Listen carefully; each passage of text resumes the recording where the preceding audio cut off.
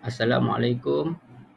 Saya Muhammad Rizal bin Zakbah 289110 akan menerangkan kesan pandemik COVID-19 terhadap trajektori ekonomi di Malaysia. Untuk pengenalan, kajian ini menerangkan tentang ekonomi di Malaysia sewaktu berlakunya COVID-19 yang melanda negara khususnya dan di dunia amnya pada awal tahun 2020. Ketika itu, keadaan ini bukan sahaja melemahkan negara tetapi juga melemahkan rakyat di negara ini akibat terdapat ramai penduduk di Malaysia yang kehilangan pekerjaan. Apa yang lebih menakutkan lagi, apabila banyak kilan-kilan ataupun peniaga kecil yang tidak mampu untuk meneruskan perniagaan mereka. Keadaan ini disebabkan oleh mereka tidak mampu lagi untuk menampung kos perbelanjaan yang perlu mereka hadapi seperti kos gaji dan operasi. Hal ini telah menyebabkan peniaga-peniaga telah beralih kepada ekonomi digital iaitu ekonomi gig untuk meneruskan perniagaan mereka.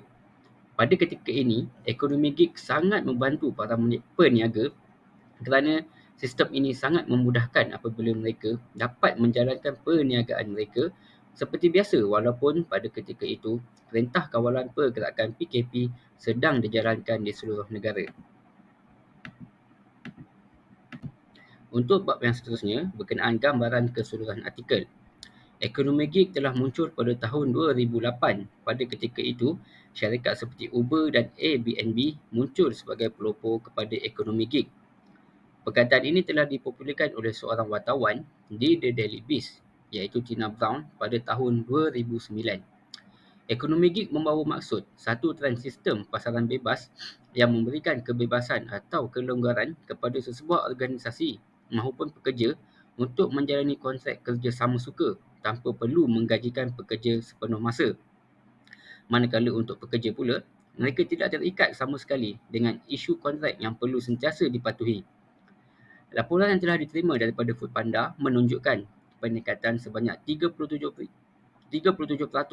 permohonan baru bagi permohonan sebagai rider atau penunggang pada tahun 2020. Statistik menunjukkan pada tahun 2020, seramai 4 juta atau 26% tenaga buruh adalah merupakan pekerja bebas. Keluaran dalam negara kasar KDNK pada tahun 2018 merekodkan sebanyak 18.5% adalah hasil daripada sektor ekonomi gig dan ini dijangka akan meningkat lagi sebanyak 20% pada tahun 2020. Untuk yang seterusnya adalah berkenaan kebaikan ekonomi gig. Yang pertama adalah ianya sangat memudahkan para pengguna. Yang kedua, peniaga mampu meningkatkan jualan mereka. Yang ketiga adalah sebagai peluang pekerjaan.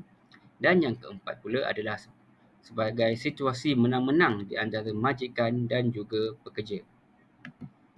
Walaupun ekonomi gig mampu memberikan kebaikan dalam masa jangka pendek kepada setiap pekerja, tetapi ini juga ada keburukan dalam ekonomi gig. Yang pertama adalah pekerja tidak dilindungi oleh insurans. Yang kedua, tiada perkembangan karier. Yang ketiga, pendapatan adalah tidak stabil. Dan yang keempat, negara akan kerugian apabila kehilangan pelapis yang mampu memimpin negara pada satu masa nanti dan negara juga akan kehilangan pekerja profesional. Kesimpulan yang kita dapat daripada ekonomi gig ini adalah setiap rakyat di negara ini perlu bersama-sama bagi membangunkan negara ini. Yang kedua, pekerja-pekerja di sektor ekonomi gig perlu memikirkan masa hadapan mereka sekiranya mereka masih terus bekerja di dalam sektor ini, terutama sekali di kalangan golongan profesional seperti doktor, jurutera dan sebagainya. Dan yang terakhir pula, pelajar lepasan SPM perlu meneruskan pengajian yang lebih tinggi lagi bagi mengembangkan bakat dan kemahiran yang ada di dalam diri mereka supaya dapat diterjemahkan. Sekian dari saya. Terima kasih. Assalamualaikum.